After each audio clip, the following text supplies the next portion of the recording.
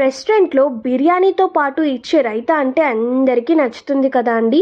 అలాగే అంతకన్నా టేస్టీగా, ఈజీగా, క్విక్గా ఇంట్లోనే రైతాని ప్రిపేర్ చేసుకుందాం రండి. ముందుగా దీనికోసం ఒక కప్పు కర్డ్ని తీసుకొని బాగా కలపండి.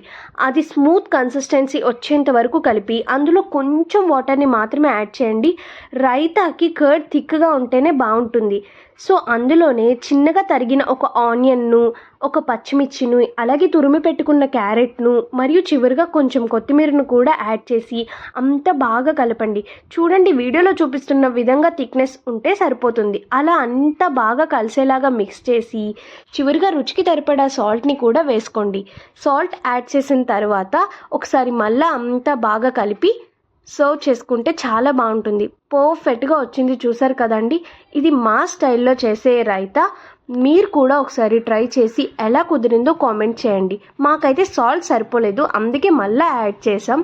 అంతా మళ్ళీ బాగా మిక్స్ చేశాక చూసారా లాస్ట్లో ఎంత బాగా వచ్చిందో. మీరు కూడా ట్రై చేసి